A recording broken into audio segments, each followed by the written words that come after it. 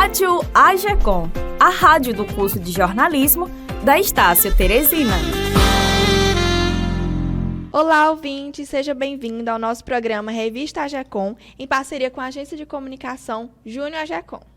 Você está ligado na Rádio AGECOM, a rádio do curso de jornalismo da Estácio Teresina. Aqui você fica por dentro de todas as informações de eventos e do seu campus. Apresentado por Matheus Gomes e por Laísa Vitória. Bom, e hoje teremos os quadros Informe AGECOM, com notícias da Faculdade Teresina e Mundo. O quadro É de Direito em parceria com o NPJ, que agora também é podcast. E no Estante Cultural de hoje mostraremos um pouco da cultura piauiense e no quadro Esporte Show teremos notícias do mundo esportivo, então fique ligado.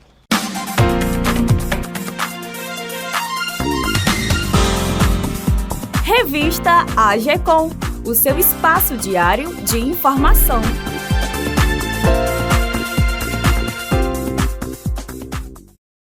Começamos os nossos informes com o professor do curso de Direito da Estácio e coordenador do Núcleo de Práticas Jurídicas, Pedro Rebelo, falando sobre as palestras que ocorreram no dia 13 de outubro.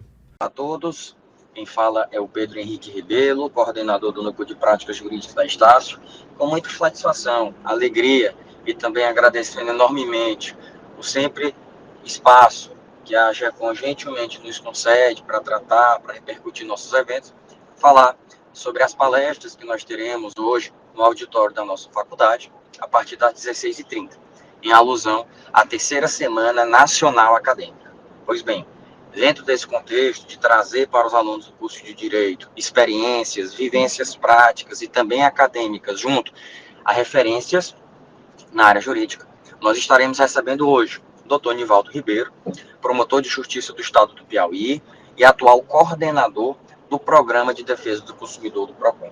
Nós sabemos que a realidade do judiciário hoje impõe ao estudante, ao operador, ao profissional, a necessidade de reavaliar toda e qualquer propositura de demandas judiciais. Então, dentro desse contexto, a gente enaltece e prestigia a atuação dos PROCONs, que, muito embora na minha compreensão seja pouco prestigiado, mas eles são de grande valia no momento que nós vivemos hoje, em que o judiciário se encontra abarrotado de demandas.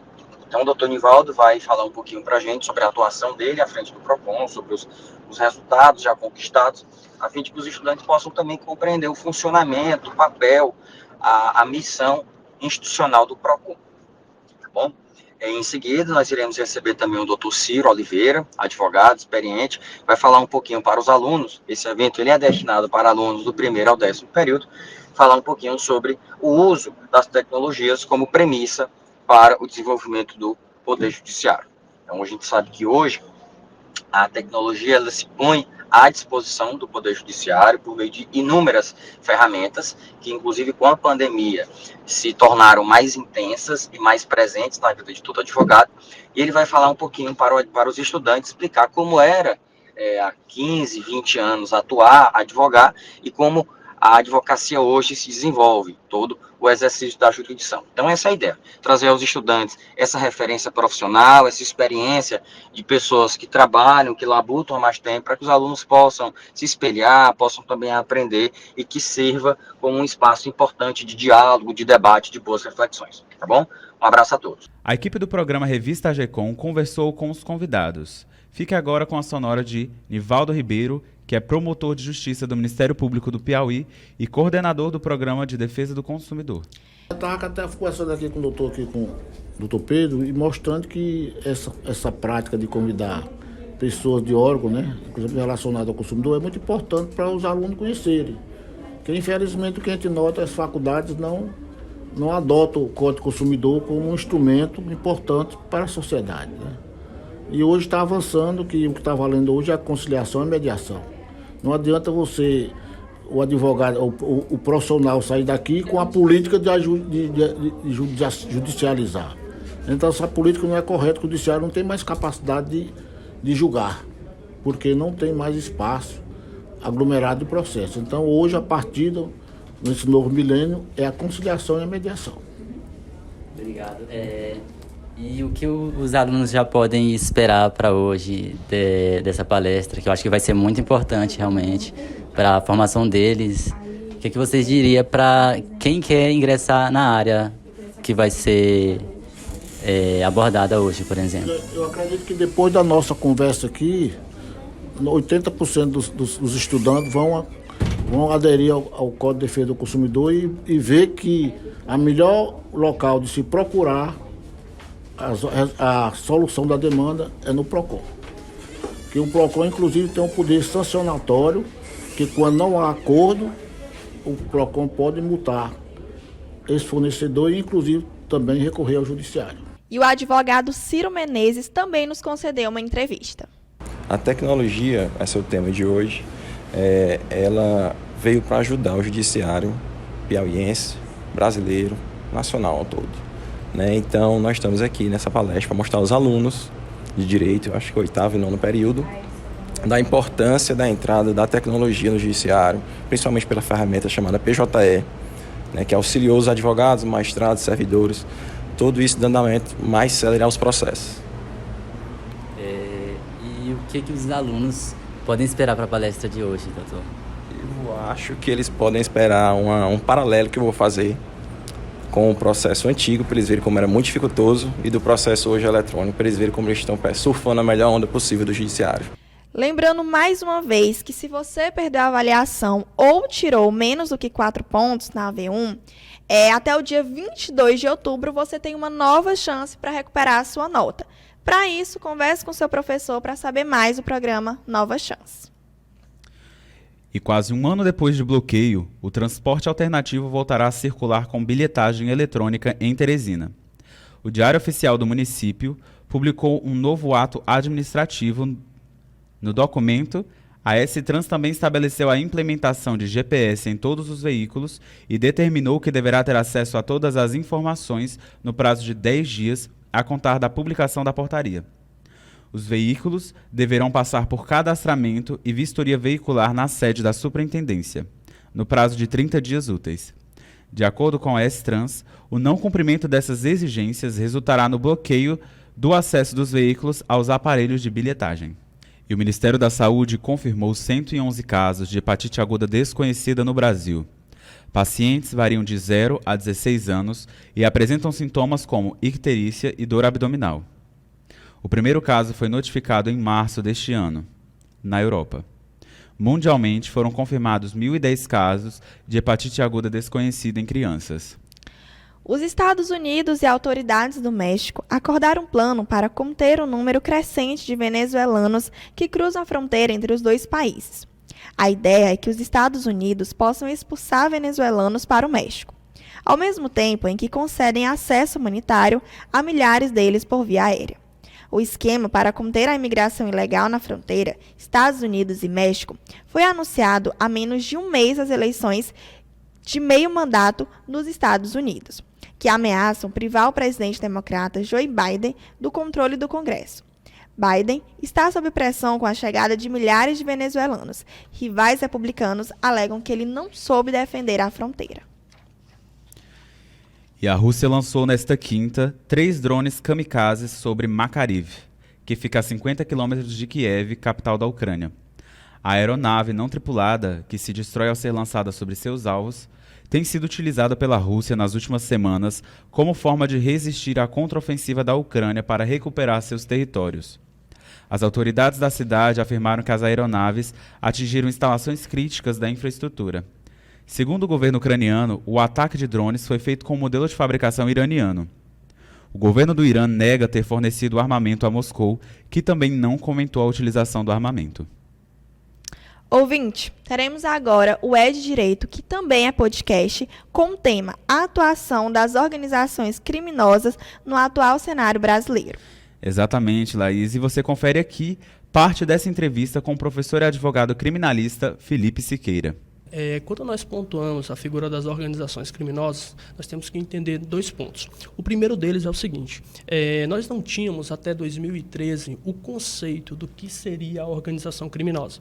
Nós tínhamos em tratados internacionais, alguns tratados internacionais que trabalhavam a esse respeito. O Brasil, por exemplo, se comprometeu a combater as organizações criminosas, mas não tinha até 2013 uma lei que definisse, que trouxesse a definição do que seria uma organização criminosa. Isso nós não tínhamos até 2013. Tínhamos 2 leis, a 9.037, a 10.217, que trabalhavam, que traziam um pouco o que era a atividade criminosa, que trabalhava a figura do crime organizado, mas que não conceituavam o que era a organização criminosa. Pois muito bem, pelo direito penal pátrio, para que tenha a punição, é preciso ter fato típico. É preciso que isso, pelo princípio da legalidade, é preciso que isso tenha uma tipicidade. Então, olha só, em 2013 nós tivemos a Lei 12.850, que é a Lei das Organizações Criminosas, que vai nos dizer o que é as organizações criminosas, né? Então, desde 2013 nós temos essa definição legal. É interessante, antes de entrar nessa definição, de mostrar para os nossos ouvintes, para os nossos alunos, para todos aqueles que nos acompanham nesse momento, que o perfil das organizações criminosas, eles mudaram ao longo do tempo. Foram perfis que foram ali, foram se modificando ao longo do tempo. E por quê?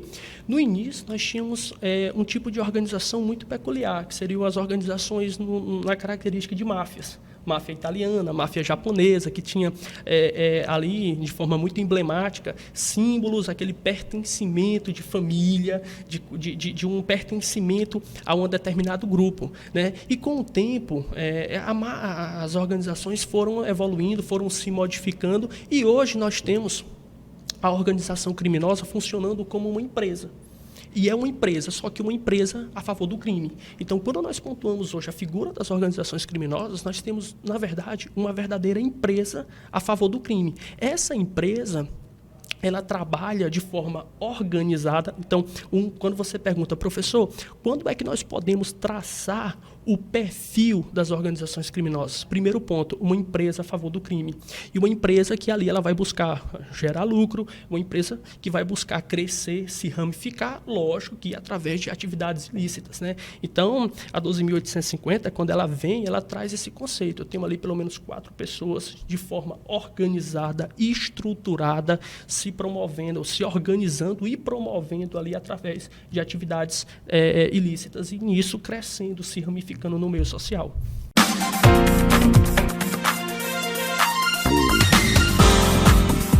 Revista AGECOM, o seu espaço diário de informação.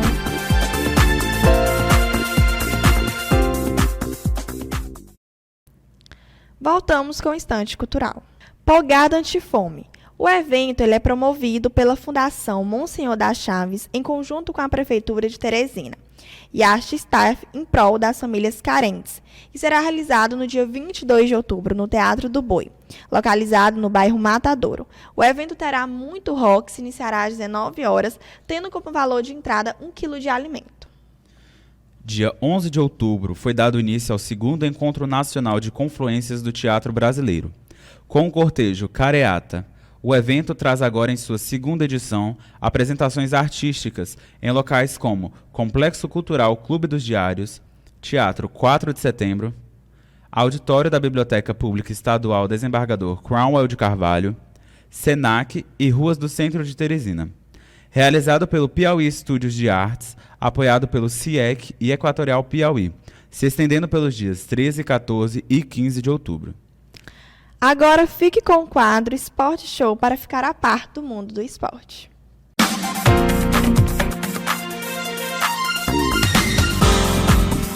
Revista AGECOM, o seu espaço diário de informação.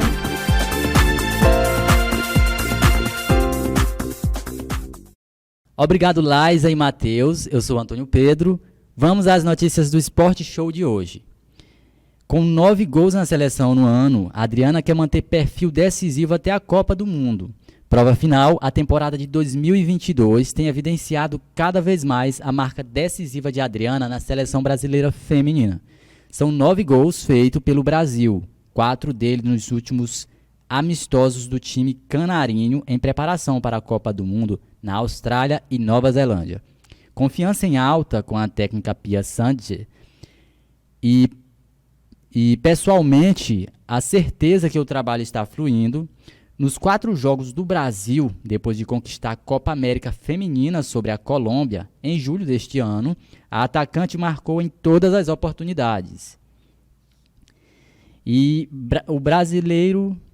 o Campeonato Brasileiro de Windsurf define campeões na classe Speed em etapa única no Piauí. Veja os resultados. O Campeonato Brasileiro de Windsurf, disputado na Lagoa do Portinho, em Parnaíba, definiu os campeões da classe Speed no primeiro dia de provas. O paulista Cleiton Souza e a cearense Mônica Veras venceram a disputa dessa quarta-feira.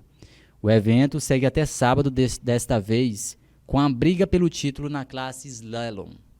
O Campeonato Brasileiro integra o calendário da Associação Brasileira de Windsurf, que realiza em etapa única as disputas das classes Speed e Slalom.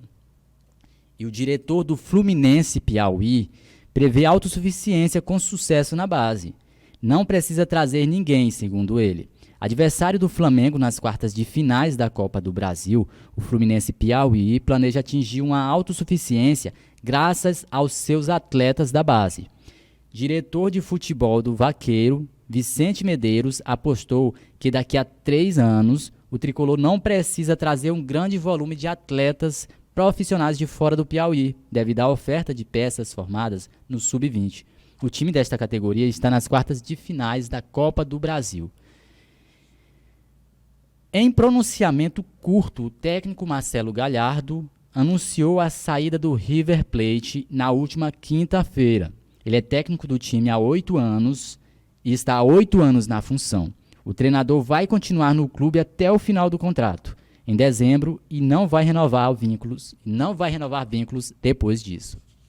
Ouvinte, o Dia do Professor é comemorado no dia 15 de outubro e foi criado com o intuito de homenagear esse profissional de grande importância no desenvolvimento de todos os seres humanos. Afinal de contas, todas as profissões passam pelo professor, não é mesmo? Pois ele ensina as principais áreas do conhecimento durante a sua formação escolar e vida acadêmica. Pensando nisso, pegamos um depoimento muito especial com o nosso colega recém-formado em jornalismo, Valdir Júnior. Oi pessoal, sou o Valdir. Estou passando aqui, claro, para desejar um feliz Dia dos Professores a todos os profissionais da educação dessa instituição, que é a Estácio. Hoje a gente homenageia aquele que incansavelmente dá o melhor de si, para que possamos aprender, que nos impulsiona todo dia a subir mais um degrau do conhecimento e sempre estar pronto para ouvir, tirar dúvidas e ajudar no que for preciso. Quero aqui agradecer a todos os meus professores de jornalismo que incansavelmente me ajudaram a conseguir realizar esse tão sonhado sonho que é ser jornalista, Hoje eu estou no mercado graças a eles e porque eles tiveram toda essa paciência, todo o cuidado de me transformar em uma pessoa cada vez melhor. Professor também é pai, professora também é mãe, então só tenho a agradecer a cada um deles que passaram pela minha vida, principalmente os meus professores de jornalismo. Abração, feliz Dia dos Professores para todos eles. Obrigado, Valdir. Estamos encerrando a edição de hoje do programa Revista AGECOM. Essa edição teve produção de Antônio Pedro, Laisa Brito, Matheus Gomes, Sérgio Luiz, Weslane Portela, NPJ, professor Pedro Rebelo, Elane Carvalho, Gisele Adriane, Esteve Vivian, Matheus Abreu, Lucas Gabriel. Trabalhos técnicos e direção, Bernardo Silva, supervisão geral de Tiago Melo, coordenação de núcleo, Antônio Pedro. Obrigado a você e um ótimo dia. Até a próxima. Rádio AGECOM, a rádio do curso de jornalismo da Estácio Teresina.